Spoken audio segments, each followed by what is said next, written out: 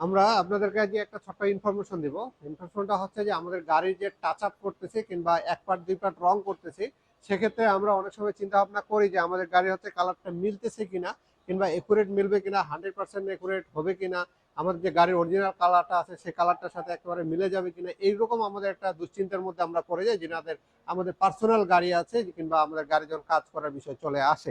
তো আসলে আমাদের বাংলাদেশে হচ্ছে কিছু টেসলা গাড়ি চলে আসছে, যেটা আমরা অটো নামে সবাই জানি, কিন্তু এটা টেসলাই বলা যায় কারণ যেহেতু ব্যাটারি দিয়ে চলতেছে। তো সেই গাড়ির অত্যাচারে হচ্ছে আমাদের গাড়ি প্রতিদিন হচ্ছে কিছু না কিছু গুতাগাতি খাচ্ছে। তো এখান থেকে আমরা হচ্ছে সতর্ক থাকার কিছু নেই, কারণ ওনারা অনেক অ্যাক্টিভ এবং হচ্ছে দক্ষ ড্রাইভার। ওনাদেরকে আপনারা যদি ব্রেক করে দেন তারপর ওনারা লাগাই দেওয়ার পরেও বলবে যে লাগে নাই। এটা হচ্ছে আমাদের একটা বাংলাদেশে কমন একটা রোগ হয়ে গেছে কিংবা একটা ভালো দিক হয়ে গেছে। আর আমাদের এই ওয়ার্কশপ লাইনে যিনারা আছে আমাদের আমাদের একটা ভালো ব্যবসার একটা কেন্দ্র হয়ে গেছে। এই টেসলা গাড়ির জন্য কিন্তু আমাদের হচ্ছে ব্যবসার পরিমাণটা বাড়ে গেছে। আপনাদের এই রং করতে হচ্ছে, বারবার গুতাগাতা লাগতেছে, আমাদের ব্যবসা ভালোই হচ্ছে। যাই হোক, এটা কেউ ঠিক করতে পারবে না, যেহেতু সরকারি এখন ঠিক করতে পারতেছে না, তাদের আন্দোলনের কারণে হচ্ছে আমাদের করার কিছু নেই। তবে একটা প্রসিডিউরে আনা দরকার, যে তাদেরকে একটা রুলসের মধ্যে আনা দরকার, তাদের একটা আইনের মধ্যে আয়তা নিয়ে আসা দরকার।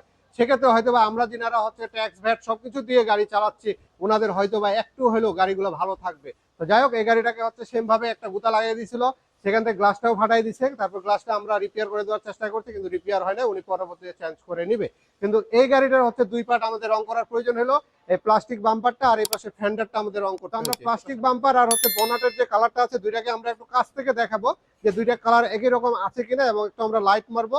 যদি আপনারা কিছুটা বুঝতে পারেন তো সম্পূর্ণ বোঝা সম্ভব হবে না, কারণ সরাসরি না আসলে আপনারা বুঝতে পারবেন না। তারপর যতটা বোঝা যায়, আপনারা যদি আমরা সমানভাবে রংটা মারে, লাইটটা মারে থাকি, দেখেন দুইটা কালার কিন্তু একেবারে মিলে গেছে। প্লাস্টিক বাম্পার এবং হচ্ছে উপরে যে বনারটা আছে মিলে যায়। তারপরেও কিন্তু আমাদের এখানে একটা কথা আছে, প্লাস্টিক বাম্পারের কালার কিন্তু 100% কখনো মিলবে না অন্যান্য যে স্টিল কালারের সাথে, কারণ প্লাস্টিকের কালার আর হচ্ছে স্টিলের কালার দুই রকমের হয়। অন্যান্য পার্টের যে কালারগুলো আছে সেগুলো কিন্তু 100% মিলে যাবে। তো আমরা প্লাস্টিকের সাথে এই কালারটা হচ্ছে কিছুটা মিলাই ফেলতে পারছি, কারণ হচ্ছে এর যে প্লাস্টিকটা আছে প্রিয়াস গাড়ির, এটা একটু প্লাস্টিকের মেটেরিয়ালসটা খুব হার্ডি। যেরকম একজিও গাড়ি অ্যাকোয়া গাড়ির প্লাস্টিকটা একটু দুর্বল থাকে, বিধায় 100% মিলানো যায় না, 19-20 হয়ে থাকে। কিন্তু আপনার এই গাড়ির অনেকটা 20 বলা যাবে না, 20-20 কিছুটা পার্থক্য আছে প্লাস্টিকের কারণে।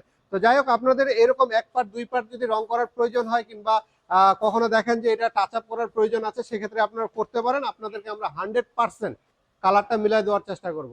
তো আর এই গাড়িটা হচ্ছে সম্পূর্ণ আমরা পলিশ করলাম এই গাড়ি। আর আমরা সবসময় বলে থাকি যে আমাদের গাড়িতে অবশ্যই বছরে 2টা পলিশ নিব, সেক্ষেত্রে আমাদের গাড়ির হচ্ছে উজ্জ্বলতা ভালো থাকবে, রঙের কোয়ালিটি ভালো থাকবে।